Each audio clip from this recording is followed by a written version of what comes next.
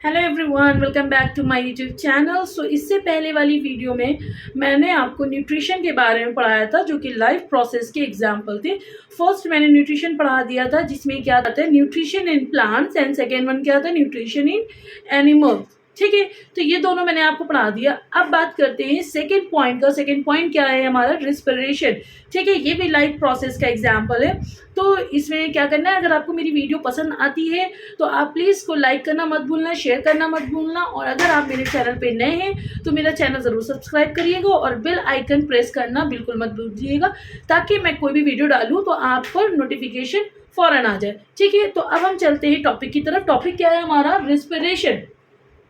जैसे जनरली आप लोग सोचते होंगे रिस्पिरेशन का काम सिर्फ क्या होता है? सांस लेना।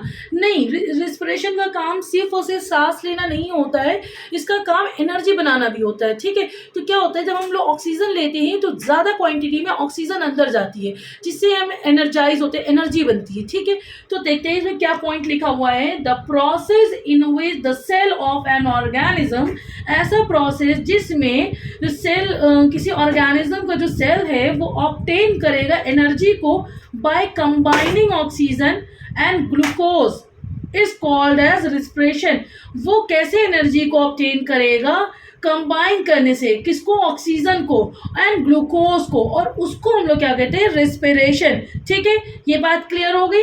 और इसमें क्या है? इट इन्वॉल्व्स ब्रीथिंग टू, मतलब ये ब्रीथ में भी इन्वॉल्व होता है। ओके, सो अब हम बात करते हैं। There are two types of respiration. कितने तरीके के रेस्पिरेशन है? दो तरह के। First one is aerobic respiration and second one is anaerobic respiration. Aerobic respiration क्या होता है? It is the process of producing energy in the presence of oxygen.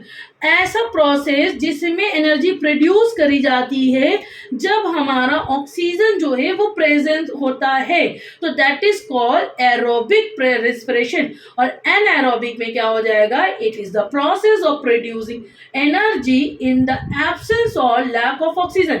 मतलब इसमें जो है जब एनर्जी प्रोड्यूस करते हैं, या तो ऑक्सीजन नहीं होता है, एब्सेंट होता है, या तो लैक ऑफ ऑक्सीजन होता है, तो उसको हम लोग कहते हैं एनारोबिक रेस्पिरेशन। इसके एग्जाम्पल की बात कर लेते हैं।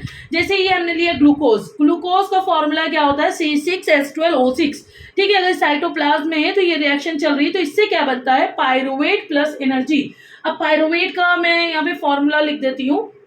इसका फॉर्मूला होगा C3H4O3। ठीक है, पायरुवेट। अब इसमें देखिए क्या होगा, जब ये पायरुवेट प्लस एनर्जी में ये ग्लूकोज कन्वर्ट हुआ है इन साइटोप्लाज्म। ये ग्लूकोज कहाँ पर है? ये फूड से मिल रहा है। किससे मिल रहा है? फूड से, यानी खाने से। ठीक है, अब ये देखिए, इसको हम लोग तीन तरीके से देखते हैं। जब एक बार एब्सेंस होगा ऑक्सीजन, जब एक बार कमी होगी ऑक्सीजन की, और जब एक बार प्रेजेंट होगा ऑक्सीजन। तो जब एब्सेंट होता है तो ethanol plus CO2 plus energy बनता है। इथेनॉल का फॉर्मूला क्या हो जाता है? C2H5OH। ठीक है, तो ये हो गया। तो इसमें क्या होगा? इसमें जब ऑक्सीजन एब्सेंट होता है तो इसका एग्जाम्पल क्या होता है? ईस्ट। आपने कभी भी देखा होगा जब पिज्ज़ा वगैरह बनाते हैं तो उसमें क्या करते हैं? ईस्ट को डालते हैं। तो ईस्ट क्या काम करता है? उसमें कार्बन डाइऑक्साइड, ब्रेड वगैरह में देखोगे पफी पफी हो जाता है। क्यों? तो उसमें कार्बन डाइऑक्साइड जो है निकलती है, जिसकी वजह से उसमें छेद छेद हो जाता है और उसमें पफीनेस आ जाती है। ठीक है, अब ये बात करते हैं, जब लैक ऑफ ऑक्सीजन की बात होगी तो लैक्टिक एसिड एंड एनर्जी में ये कन्वर्ट होगा। और इसमें एग्जांपल क्या आ जाएगा हमारा? लैक्टिक एसिड का अगर हम फॉर्मूले की बात करें तो दैट वुड बी C3H6O3। ठीक है, इसको कहते हैं लैक्टिक एसिड। अब इसमें देखिए क्या हो रहा है, इसका एग्जाम्पल क्या होगा? इसका एग्जाम्पल होगा हमारा मसल सेल। क्योंकि जो देखिए, कभी भी आपने देखा होगा, कभी हम लोग कुछ ज़्यादा चल लेते हैं या दौड़ लेते हैं तो हमें हाँफनी आने लगती है। क्या करते हैं? दौड़ते हैं तो हाँफने लगते हैं, ऑक्सीजन तेज तेज लेने लगते हैं, क्योंकि ऑक्सीजन की कमी हो रही होती है। उस टाइम पे क्या होगा? हमारे मसल्स में जो है क्रैम्प आने लगता है। वो क्रैम्प किसकी वजह से आता है? वो क्रैम्प हमारा आता है लैक्टिक एसिड की वजह से। किसकी वजह से आता है? लैक्टिक एसिड की वजह से। ठीक है, और अब बात करते हैं हम लोग प्रेजेंट ऑफ ऑक्सीजन। इसमें क्या होगा? Water plus carbon dioxide and energy, ये चीज आएगा। तो इसमें इसका एग्जाम्पल क्या होता है, जितने भी आपने सेल देखे होंगे, सेल के अंदर क्या होता है, माइट्रोकॉन्ड्रिया, ठीक है, तो वो इसका एग्जाम्पल हो जाएगा। तो इतनी आई होप सो ये वाली आपको बात क्लियर हो गई होगी। अब हम बात करेंगे कि अगर यही एग्जाम्पल हमने लिया है तो इस एग्जाम्पल से क्या हम जानते हैं कि the energy released during cellular respiration is used to synthesis molecule called ATP, ठीक है।